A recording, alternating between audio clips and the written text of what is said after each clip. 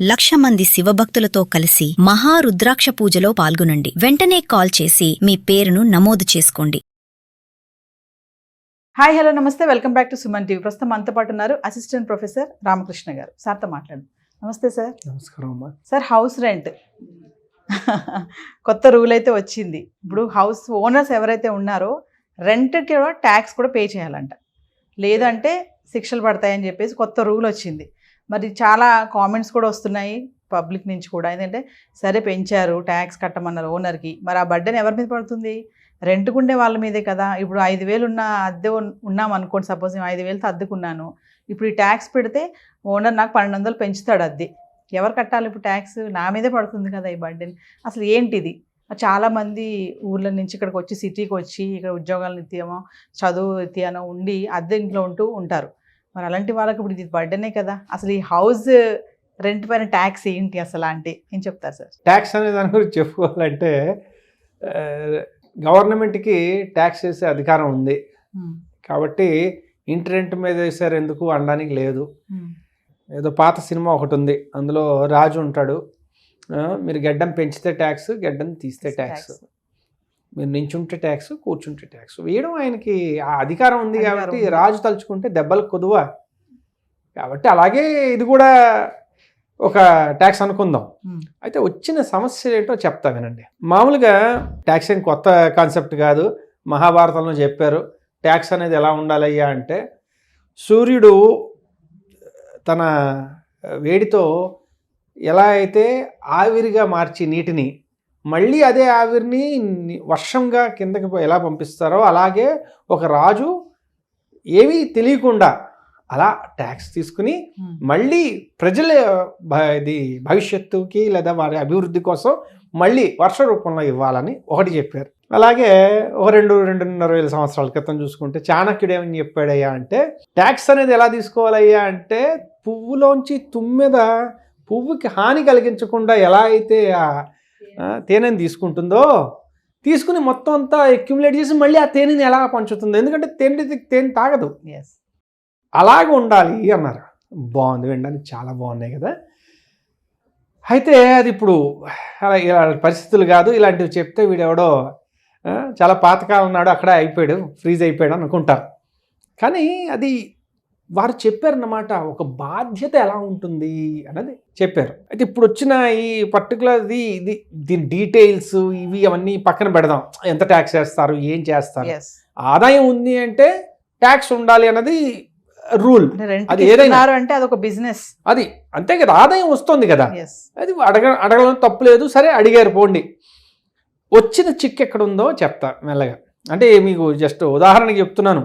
ఉదాహరణకి సపోజ్ మీరు ఒక ఇల్లీగల్ పని ఏదో చేశారు, లీగల్గా ఇది కాదు, కానీ ఆదాయం వచ్చింది. మీరు నమ్ముతారో లేదో ట్యాక్స్ కట్టాలి. మీకు ఆ విషయం తెలుసా?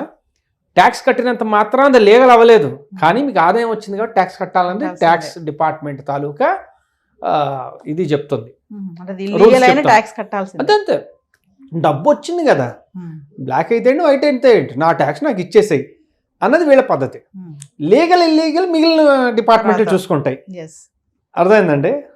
కన్ఫ్యూజన్ అయినా అర్థమైంది సార్. ఇప్పుడు మనం ఈ పర్టికులర్ లెజిస్లేషన్ గురించి, ఒక ట్యాక్స్ రూల్ గురించి చెప్తే, ట్యాక్సులు వేయడం పెద్ద విషయం కాదు, దాన్ని ఎలా అమలు చేస్తాం అన్నది పెద్ద సమస్య. ఉదాహరణకి చెప్పుకోవాలంటే, భారతదేశంలో దాదాపు 3 కోట్ల చిల్లర ట్యాక్స్ కట్టేవాళ్ళు ఉండేవాళ్ళు 2013-14 సంవత్సరానికి. అది ఇప్పుడు దాదాపు 8 కోట్ల మందిగా చేరింది. 140 కోట్ల జనాభా ఉన్న దేశంలో 8 కోట్ల మంది ట్యాక్స్ ఫైల్ చేస్తున్నారు. అమెరికా 33-34 కోట్ల జనాభాలో 15 కోట్ల ట్యాక్స్ రిటర్న్స్ ఫైల్ అవుతాయి.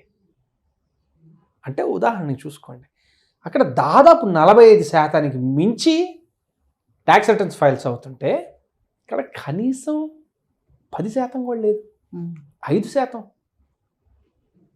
ఊహించుకోండి ఎంత దయనీయమైన పరిస్థితుల్లో ఉన్నాం. అంటే 3 కోట్ల నుంచి 10 ఏళ్లలో 8 కోట్లు వచ్చాయని ఆనందపడాలా? కనీసం అదొక 15-20%కి వెళ్ళలేదని బాధపడాలా? ఇప్పుడు ఏమవుతుందంటే, ఈ రకమైన ట్యాక్స్లు ఆల్రెడీ ఉన్న వాళ్ళని ఇంకా గట్టిగా లాగుతున్నాం. ఇది ట్యాక్స్ బేస్ పెంచాలి. మన దేశంలో అత్యంత పెద్ద సమస్య ఏంటయ్యా అంటే ఆ ట్యాక్స్ బేస్ని పెంచలేకపోవడం, అది పెద్ద సమస్య. 2, ట్యాక్సులు వేయడం కాదు, దాన్ని ఎలా ఇంప్లిమెంట్ చేస్తారు, ఎవరు చూస్తారు, రెంట్ ఎంత అన్నది ఇష్టం వచ్చినట్టు పెంచుకుంటూ పోతారు. దానికి ఏమైనా సీలింగ్ ఉందా? ఏముండదు. ఇప్పుడు ఒక అపార్ట్మెంట్ ఉంది, ఇప్పుడు మనం అమ్ముతూ కొంటుంటేనే దాని మీద ఏది అఫీషియల్ రేట్ అనేది లేదు. మీరు 1.5 కోటి కొంటారు, 75 లక్షలు చూపిస్తారు, 75 లక్షలు బ్లాక్లో ఇస్తారు అని ఉంది. అలాంటివి అవుతూ ఉంటాయి. అంటే ఏదో అన్నీ నాకు తెలుసు అని కాదు, వింటూ ఉంటాం కాబట్టి చెప్తున్నాను. ఓకే, జనాలు అలా చేస్తున్నాం అని విన్నాం. అయితే ఇప్పుడు ఇది కూడా ఇదే అవుతుంది కదా. ఒకటి అంటే మనం ఏం చేస్తున్నాం అంటే ఒక దాన్ని ఏమంటారు, జనాలకి ఇంకొక దారి చూపిస్తున్నాం. ఏంటి, ఇలా కాకుండా ఇలా కూడా చేయొచ్చు అని.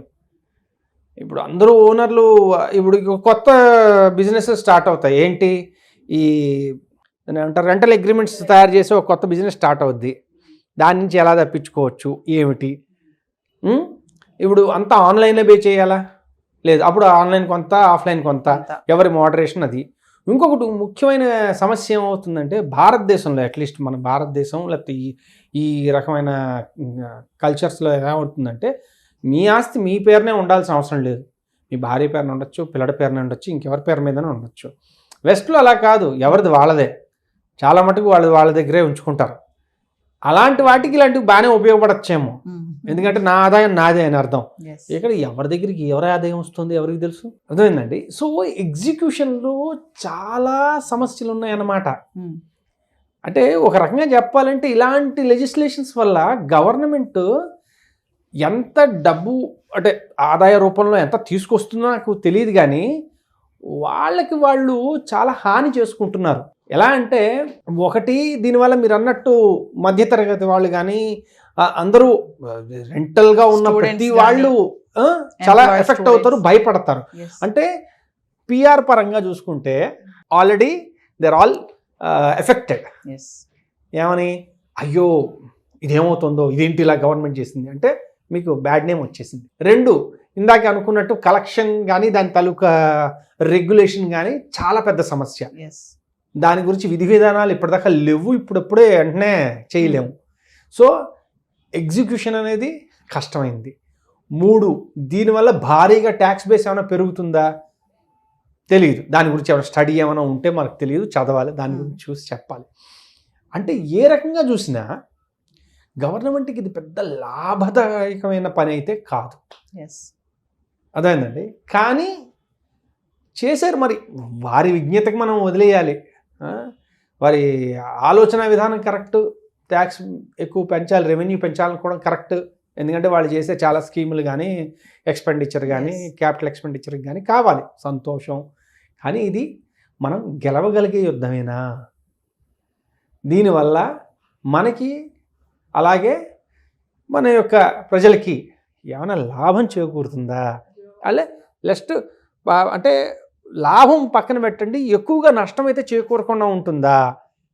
ఇవి వాళ్ళు ఆలోచించాలి. అర్థమైందండి, ఇలాంటివి ఏవైనా. ఇక్కడ ఏంటంటే సార్, ఈ హౌస్ రెంట్ ట్యాక్స్ వల్ల అంటే ఈ అద్దెలు అనేవి ఏమన్నా తగ్గే అవకాశం ఉంటుందా, పెరిగే అవకాశం ఉందా? అంటే ఇది ఇప్పుడు రెంట్కు ఉండే వాళ్ళకి పెద్ద సమస్య సార్. ఇప్పుడు మీరు అదేదో సినిమాలో ఒకటి చెప్తాడనమాట, నువ్వు నాకు చెప్పాలనుకోవడం ఆశ, నేను వినాలనుకోవడం అత్యాశ అని. అర్థమైందండి, ఇది అత్యాశకి ఇంకా ఉన్నతమైన అత్యాశగా మారింది. ఇక్కడ తగ్గడం అంటూ ఏం లేదండి. ఎప్పుడో మనకి ఒక సామెత ఉంది, పెరుగుట విరుగుట కొరకే అని. అంటే మధ్య తరగతి పరంగా నేను చెప్తా, ధరలు పెరుగుట మన నడ్డి విరుగుట కొరకే, అంతే తప్పించి ఇంకా మిగిలివి ఏవి తగ్గవు. కాబట్టి ఎలా ఇదవుతుందో వారు ఆలోచించి పునరాలోచన చేసి ఓకే ఇలాంటిది కాదు, ఇది మనకి మంచిది కాదని వెనక్కి, ఎందుకంటే గవర్నమెంట్ టైం టు టైం అవి ఒక్కొక్కసారి డెసిషన్స్ తీసుకుంటుంది, దాన్ని వెనక్కి తీసుకుంటూ ఉంటుంది, అలాంటివి జరుగుతూ ఉంటాయి.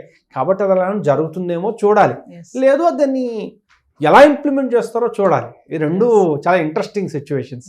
ఏదేమైనా ఈ హౌస్ రెంట్ ట్యాక్స్ అనేది సామాన్యుడికి అయితే మాత్రం కొంచెం భారం కలిగింది సార్, ఎఫెక్టే. తప్పకుండా భారం. ఎందుకయ్యా అంటే ఏ రకమైన ట్యాక్స్ అయినా అది చివరికి కన్జ్యూమర్ చేతికే వెళ్తుంది, అలా అలా పాస్ ఆన్ చేసి. ఇది కన్జ్యూమర్ ఇందులో ఈ పర్టికులర్ సంఘటనలో చూసుకోవాలంటే సామాన్యులందరూ ఇందులో ఉంటారు. ఎందుకంటే వాళ్ళు సొంత ఇల్లు కొనుక్కునేంత లేదు, వాడు ఉన్న చోటే సొంత ఇల్లు ఉండాల్సిన ఇది లేదు కాబట్టి మాక్సిమం అంతా వలసదారులే కాబట్టి ఇది చాలా మటుకు పెద్ద ఇంపాక్ట్ కలుగుతుంది. yes. ఇది ఉదాహరణకు ఒక ఇంట్లో ఉన్నారు, నలుగురు కడుతున్నారు. సో వీళ్ళ పరిస్థితి ఏంటి? yes. ఏ రకంగా విడదీస్తాం? చూడాలి సార్ ఎంతవరకు వెళ్తుంది అసలు అనేసి. చూడాలి. Thank you. థ్యాంక్స్.